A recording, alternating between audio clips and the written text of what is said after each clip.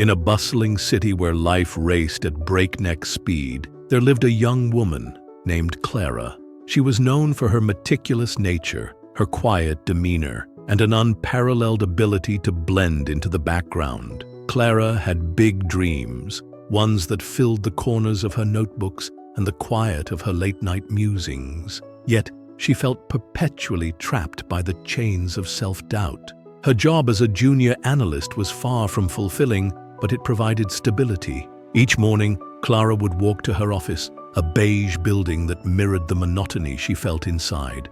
Along her route, she would see a street performer, a violinist named Victor. Despite his modest setup, Victor played with a passion that lit up the drab surroundings, captivating everyone who stopped to listen. Clara envied him. How does he play with such confidence? She often wondered.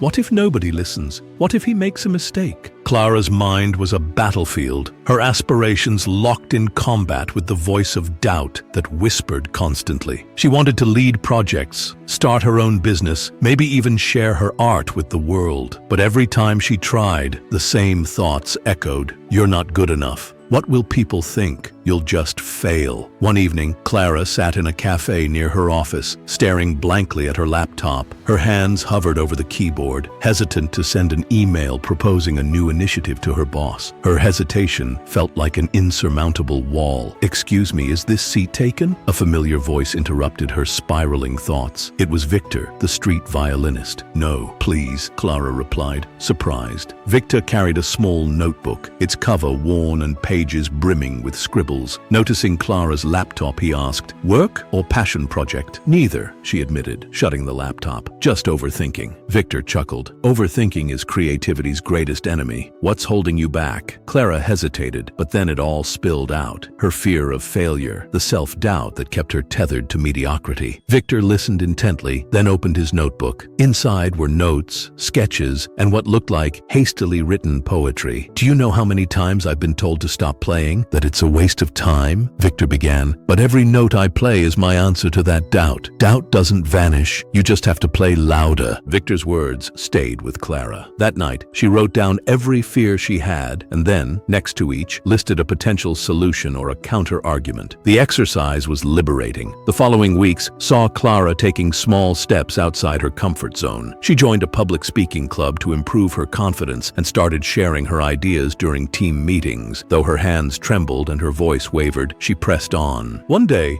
Clara decided to attend Victor's street performance. Midway through his mesmerizing melody, he stopped and invited Clara to step forward. "Play with me," he said, holding out his violin. "I don't know how," Clara stammered. Victor handed her a tambourine instead. "Then start with this." She hesitated, feeling the familiar grip of doubt. But then, she took the tambourine and began to play, timidly at first. As the rhythm picked up, her movements grew more confident, matching Victor's spirited melody. Passers-by cheered, their applause washing over her like a wave of encouragement. That experience became Clara's turning point. She realized that self-doubt was just a shadow, powerless against the light of action. Over the next year, she pitched bold ideas at work, started a side business selling her art, and even hosted workshops to inspire others. Clara learned that perfection wasn't the goal, progress was. Each step she took silenced her doubts a little more, and though the doubt still whispered, Clara's voice had become stronger. One evening, as she walked past Victor's usual spot, she stopped to watch him play. When their eyes met, she raised her hand in a silent gesture of gratitude. Victor nodded and kept playing, his melody as vibrant as ever. Moral of the story is, self-doubt is loud, but it's not insurmountable. Action is the antidote to fear, and progress, no matter how small, builds confidence. When you focus on the rhythm of growth rather than the fear of imperfection, you take control of your life. So play your melody louder than your doubts. Thank you for taking the time to journey through this story. May it inspire you to silence your doubts, embrace your potential, and take bold steps toward the life you deserve. Remember, peaceful thoughts lead to powerful actions.